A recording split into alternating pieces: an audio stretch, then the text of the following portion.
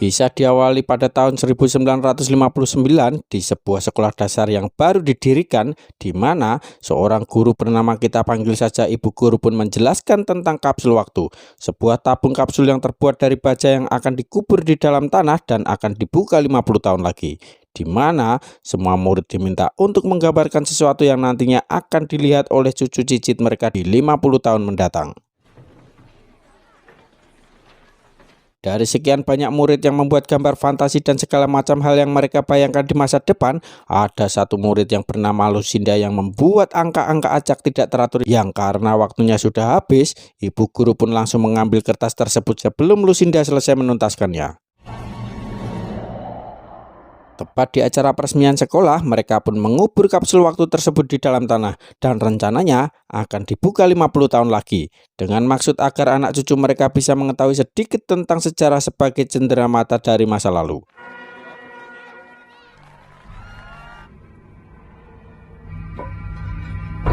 Selesai acara, Lucinda, si anak pendiam, pun dinyatakan menghilang dan sedang masih dalam tahap pencarian.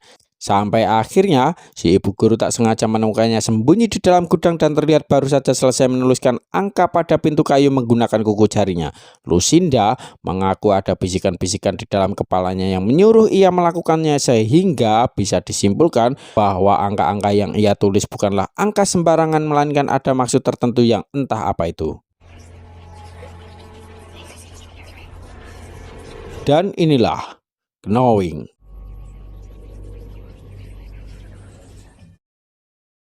50 tahun kemudian, cerita akan berfokus kepada seorang single parent bernama John, seorang profesor ahli astrofisika yang hidup berdua bersama putranya Caleb.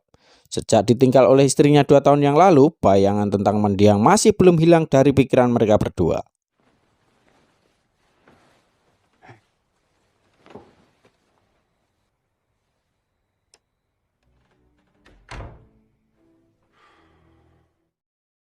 Keesokannya, John terlihat sedang mengajar di kampus menjelaskan tentang alam semesta yang menurutnya terjadi secara kebetulan. John percaya bahwa alam semesta kita semua muncul akibat teori acak, hasil dari kegagalan berkali-kali sampai akhirnya terciptalah kehidupan makhluk hidup tata surya dan planet-planet yang kita ketahui saat ini.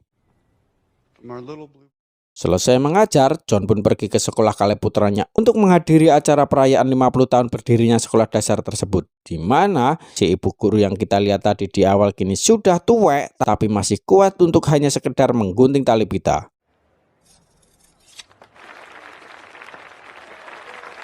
Sesuai aturan, mereka akan menggali kapsul waktu berisi gambar-gambar yang dibuat oleh nenek mereka 50 tahun yang lalu, yang mana dari sekian banyak gambar yang dibagikan kepada para siswa, Caleb secara kebetulan mendapat kertas berisi angka-angka yang dibuat oleh Lucinda, sekaligus melihat penampakan sosok pria berbaju hitam misterius yang seolah berbisik melalui pikirannya.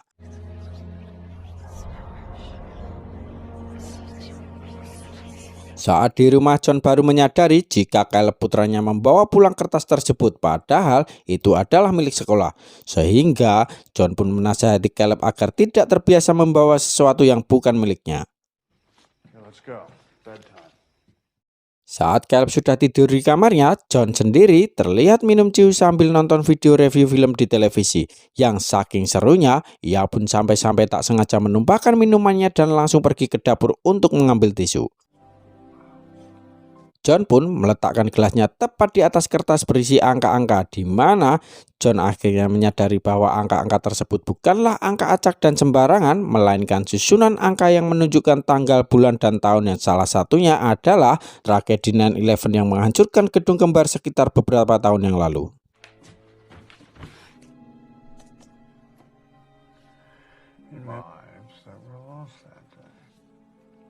Karena penasaran, John pun menuliskan semua angka-angka yang ada di kertas tersebut pada papan tulis dan mulai mengecek satu persatu susunan angka yang ada. Dan benar saja, semua angka-angka tersebut adalah tanggal, bulan, dan tahun yang ditulis secara berurutan untuk menunjukkan tragedi atau bencana yang sudah dan belum terjadi.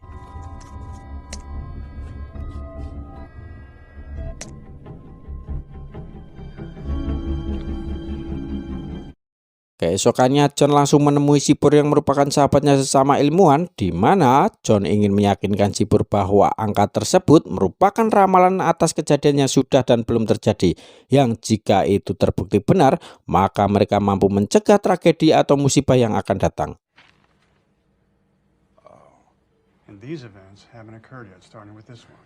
Alih-alih percaya begitu saja, Sipur justru menganggap jika kertas tersebut mungkin saja buatan orang iseng yang ingin melakukan prank. Terlebih lagi, ada beberapa angka yang tidak dilingkari dan tidak cocok dengan kejadian manapun di dunia ini. Namun, John tetap yakin bahwasannya ia melihat dengan mata kepalanya sendiri ketika kapsul tersebut diangkat dari dalam tanah dan terkubur selama 50 tahun lamanya.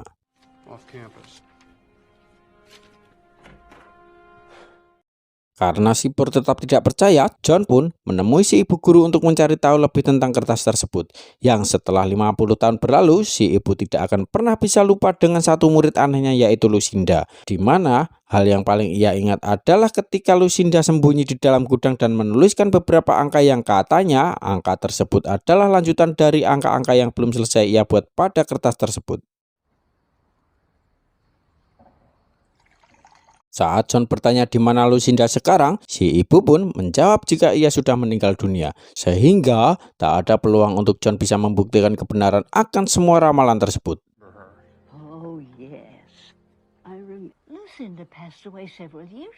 Karena masih penasaran, John pun menghubungi pihak sekolah untuk menanyakan dua orang penjaga yang mengangkat kapsul waktu tersebut kalau memang benar dugaan Sipur atas kertas tersebut yang hanya sebuah prank semata. Yang tepat saat John sedang masih menelepon, Caleb yang berada di luar pun seolah mendapat bisikan dari orang misterius yang baru muncul mengendarai sebuah mobil dan memberikan sebuah batu hitam misterius yang entah apa maksudnya.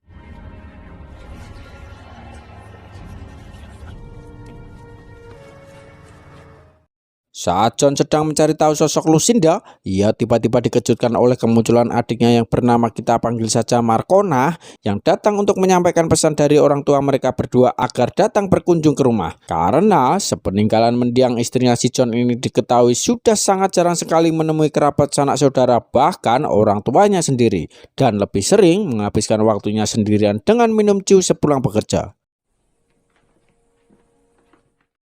Singkat cerita, malam pun tiba. Ketika John melakukan kebiasaannya yaitu minum ciu sambil menonton TV, ia pun mencari berita bencana atau tragedi yang sesuai dengan ramalannya. Namun, setelah beberapa jam gonta-ganti channel mencari berita yang sesuai, tak ada satupun tragedi yang cocok dengan angka-angka yang ada pada kertas tersebut.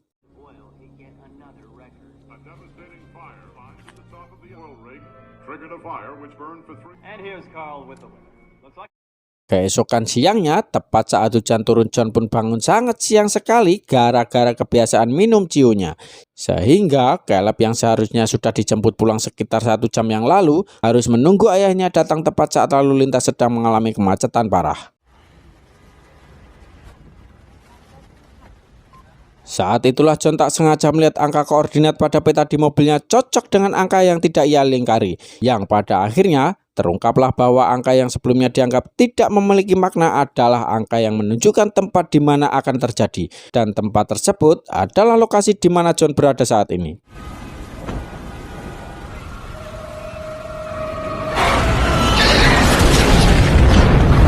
Dan ya, sebuah pesawat terjatuh tepat di lokasi tersebut, sehingga John akhirnya semakin yakin dengan ramalan yang ada di kertas tersebut. John pun pulang ke rumah dengan Marcona adiknya yang sudah menjemput Caleb di sekolah, di mana John tampaknya masih bengong saking syoknya atas kejadian yang baru saja terjadi. Tak lama muncullah Sipur yang datang setelah melihat berita kejadian pesawat jatuh barusan dan cocok dengan angka yang sebelumnya sudah John berikan, termasuk berhasil memecahkan angka yang tidak John lingkari. Bahwa kertas tersebut tidak hanya memberitahukan tanggal, bulan, dan tahun saja, melainkan lokasi tempat di mana bencana akan terjadi, termasuk jumlah korban yang maut dalam insidennya.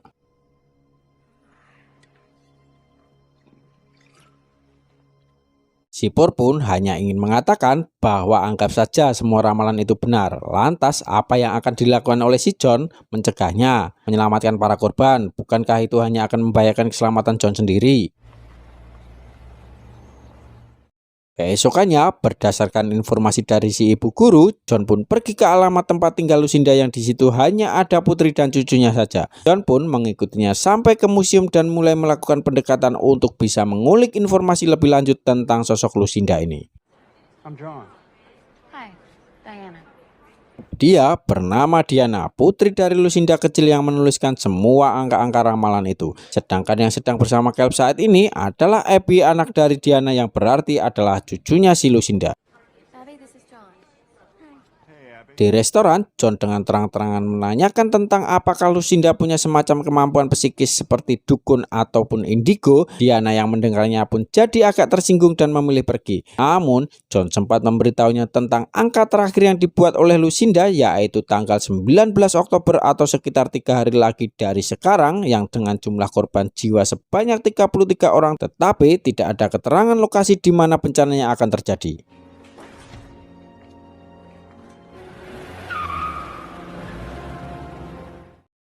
Saat malam harinya di rumah, John mendengar sebuah berita kriminal tentang adanya ancaman serangan dari teroris, entah itu ancaman serius atau hanya untuk menggertak saja. John yang punya kertas ramalan pun langsung mencari lokasi selanjutnya tempat akan terjadi bencana yang ternyata lokasinya berada di pusat kota. Sehingga John dengan cepat pergi ke wartel terdekat untuk memberitahu lokasi itu pada pihak kepolisian.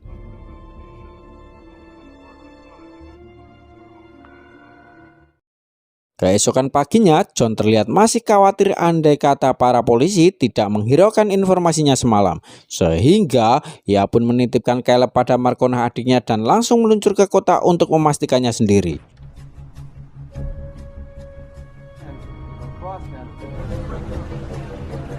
Dan ya, para polisi nampaknya mengabaikan informasi dari John dengan tetap membiarkan warga sipil beraktivitas di lokasi ini.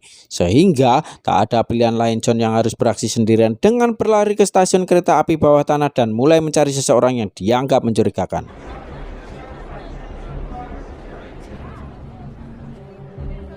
Tak lama, John pun akhirnya menemukan orang yang dimaksud. Ia terlibat kejar-kejaran dengan si tersangka. Sampai akhirnya kereta pun berhenti dan mereka berdua masuk ke dalam sana.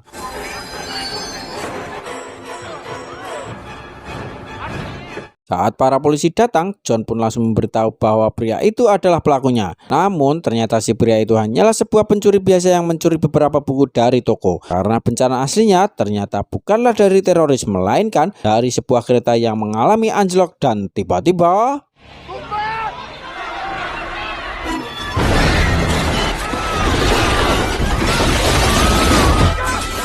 sebanyak 170 orang maut dalam kejadian itu, persis seperti yang tertera pada ramalan, dan kini hanya tinggal satu ramalan lagi yang belum terjadi, yaitu tanggal 19 Oktober sebanyak 33 korban jiwa tanpa ada keterangan lokasi di mana bencananya akan terjadi.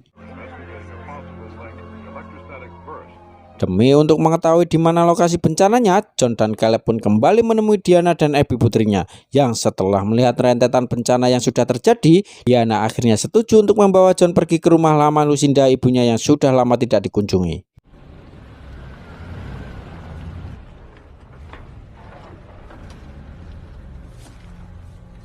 Tiba di sana, Diana baru menyadari tentang angka 33 yang menjadi nomor terakhir di kertas tersebut. Menurutnya itu bukanlah angka melainkan huruf. Dua huruf EE, entah apa maksudnya. John dan Diana pun langsung masuk ke dalam dan meninggalkan Caleb dan Abby di dalam mobil.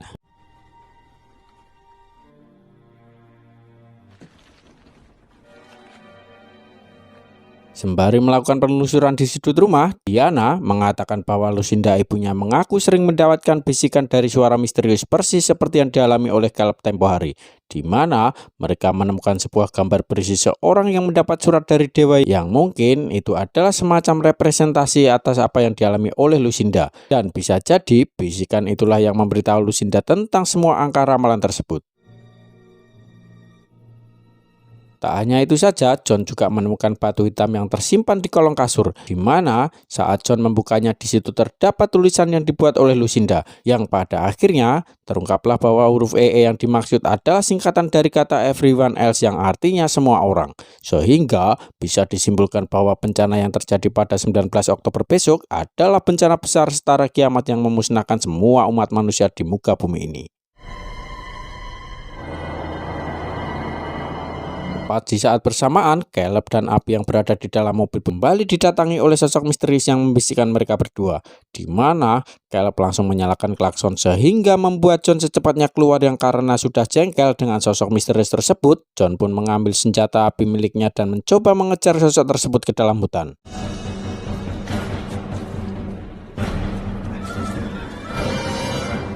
Entah itu manusia atau jin, John pun menodongkan senjata apinya, namun sosok itu malah membuka mulutnya yang bercahaya dan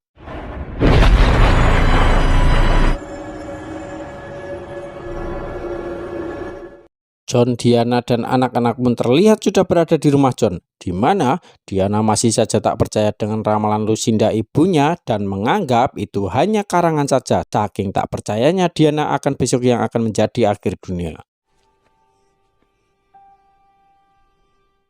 Keesokan paginya, John mendapati Abby sedang mewarnai gambar yang ia gambar dari rumah lama Lucinda, yang mana menurut Abby itu adalah matahari, sehingga ketika John menyadari bencana besarnya berkaitan dengan pusat tata surya, yaitu matahari, ia pun segera meluncur ke observatorium yang menjadi tempat bekerjanya si Pur. Hey John, what happened? Talk to me. What happened? I've been calling you off the... Tanpa banyak omong, John pun langsung meminjam komputer milik si Pur untuk memeriksa aktivitas matahari dengan menggunakan software simulasi, dan benar saja matahari akan mengalami ledakan terbesar dalam sejarah yang dampaknya bisa merobek lapisan ozon planet bumi dan meratakan semua yang ada di permukaan. Sehingga ya, sesuai ramalan terakhir pada kertas tersebut, hari ini adalah hari terakhir bagi seluruh makhluk hidup yang ada di muka bumi ini.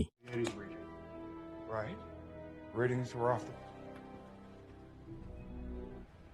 Why don't I get this prediction if there's nothing I can do about it? Dengar perbincangan John dan Cipur barusan, Diana langsung menunjukkan penyesalannya yang selama ini menganggap bahwa Lucinda ibunya gila dan mengarang-arang cerita. Namun, karena tidak ada waktu untuk bersedih-sedih, Diana langsung teringat dengan sebuah goa yang sering ia kunjungi sewaktu kecil. Dan mungkin hanya itulah satu-satunya tempat paling aman untuk mereka bisa selamat. John dan anak-anak pun langsung pulang ke rumah untuk berkemas, di mana ia tak sengaja menemukan foto dirinya waktu kecil bersama dengan kedua orang tuanya yang jarang dikunjungi. Sehingga menyadari dunia ini akan berakhir, John pun langsung menelepon ayahnya agar mereka segera berlindung di ruang bawah tanah. Berbeda dengan John dan kebanyakan orang, sang ayah adalah orang yang sangat religius dan bukan tipikal orang yang takut akan kematian. Ia mengaku pasrah dengan apapun takdir yang akan terjadi, karena jika sudah waktunya, dalam tanda kutip, kiamat, tidak ada satupun makhluk yang bisa selamat apabila Tuhan sudah berkehendak. Dad.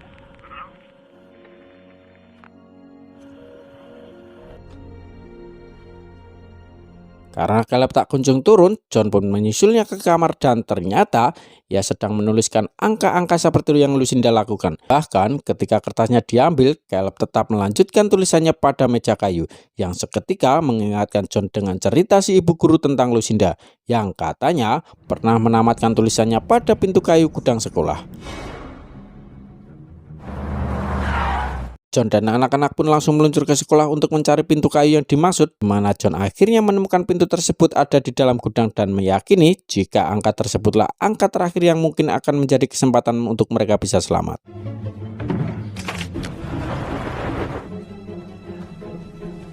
Berbeda dengan John, Diana justru ingin secepatnya pergi ke gua sesuai rencana awal. Yang karena John tetap kekeh ingin mengetahui angka tersebut, Diana yang tak ingin membuang waktu pun berinisiatif pergi duluan dengan membawa serta anak-anak. Tak lama setelah Diana dan anak-anak pergi, John akhirnya berhasil menemukan bekas cakaran Lucinda yang tertera pada pintu tersebut. Ia dengan cepat memasukkan angka-angkanya pada peta koordinat untuk mencari tahu lokasi yang mungkin menjadi satu-satunya harapan terakhir mereka. Diana. Setelah mendapatkan lokasinya, John malah dipusingkan dengan kepergian Diana yang kekeh ingin pergi ke gua. Masalahnya, ia membawa serta Caleb putranya tanpa seizin dari John sebagai ayah kandungnya sendiri.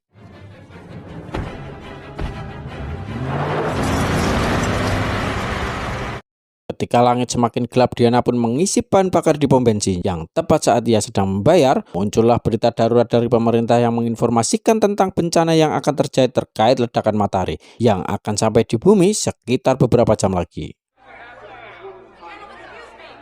Tepat di saat bersamaan, Caleb terlihat sedang menghubungi John ayahnya tentang lokasi keberadaan mereka, di mana Diana yang melihatnya pun langsung merebut telepon tersebut sembari menyampaikan bahwa ia akan tetap pergi ke lokasi gua dengan membawa serta anak-anak. The caves won't save us! Nothing can! It's a chance we gotta take or we're all gonna die! Stay where you are! Tanpa Diana sadari, muncullah orang-orang misterius waktu itu yang menculik Caleb dan Abby, di mana mereka berdua seolah terhipnotis oleh pria-pria itu dan manut-manut saja saat akan dibawa menuju ke tempat lain. Tak bisa tinggal diam, Diana pun mencoba melakukan pengejaran. Namun, ada sebuah truk besar yang menabraknya dari arah samping, yang membuat Diana langsung maut saat itu juga. Tak lama John pun tiba di sana dan menemukan Diana sudah tidak bernyawa, dibawa oleh mobil ambulan. Sadar jika anak-anak diculik oleh orang misterius tempo hari, John pun langsung meluncur ke lokasi sesuai titik koordinat yang sudah Lucinda buat.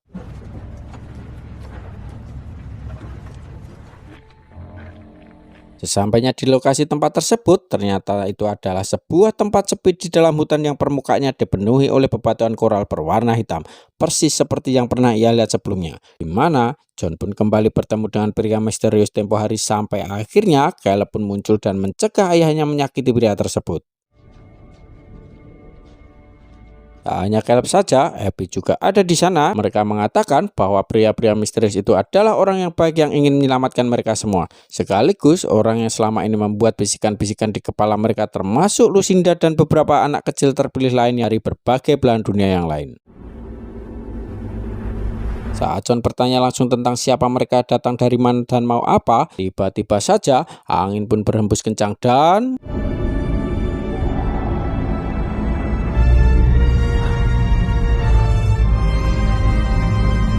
ya, muncullah sebuah benda percaya yang tidak lain dan tidak bukan adalah pesawat luar angkasa. Sehingga siapa yang menduga jika orang-orang misterius itu sebenarnya adalah alien, alias makhluk luar angkasa yang bermaksud menyelamatkan beberapa orang terpilih untuk memulai peradaban baru di planet lain. Namun saat John akan ikut, salah satu alien pun melarang Caleb untuk mengajak ayahnya, karena hanya orang terpilih sajalah yang bisa ikut dan mereka adalah orang yang bisa mendengar bisikan-bisikan tersebut.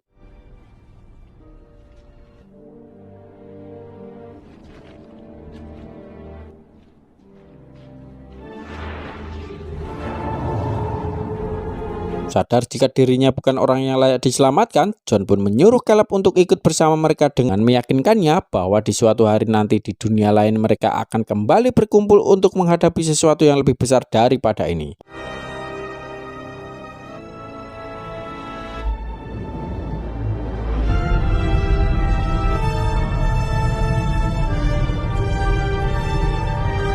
Faktanya, pesawat alien itu sendiri tidak hanya satu, melainkan banyak tersebar di berbagai belahan dunia lain untuk mengevakuasi orang-orang yang pantas dan layak diselamatkan.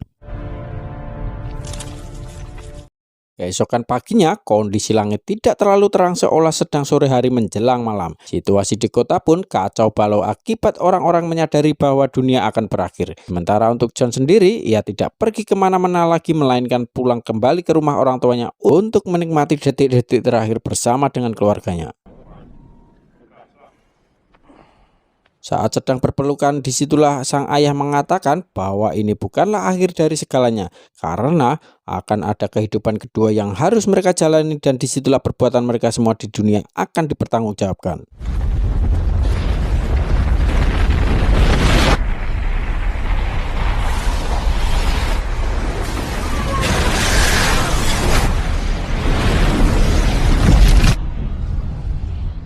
Setelah semua makhluk hidup di planet bumi ini punah, kita akan dibawa menuju ke planet lain yang sangat jauh dari tata surya kita, di mana Caleb dan Abby terlihat diturunkan di sana untuk memulai peradaban baru dengan sebuah pohon yang terlihat seperti buah pohon yang menjadi simbol awal terciptanya dua manusia pertama. Tamat, ending yang tidak disangka-sangka. Pesan yang bisa diambil dari film ini adalah film ini mengeksplorasi tema takdir, di mana angka-angka yang ditemukan dalam sebuah dokumen seolah-olah meramalkan peristiwa besar. Ini menimbulkan pertanyaan tentang sejauh mana manusia memiliki kendali atas takdir mereka dan apakah kejadian-kejadian tertentu dapat dihindari atau sudah ditentukan. Waspadalah, waspadalah. Terima kasih sudah menonton sampai akhir. Saya Kundes pamit undur diri. Bye.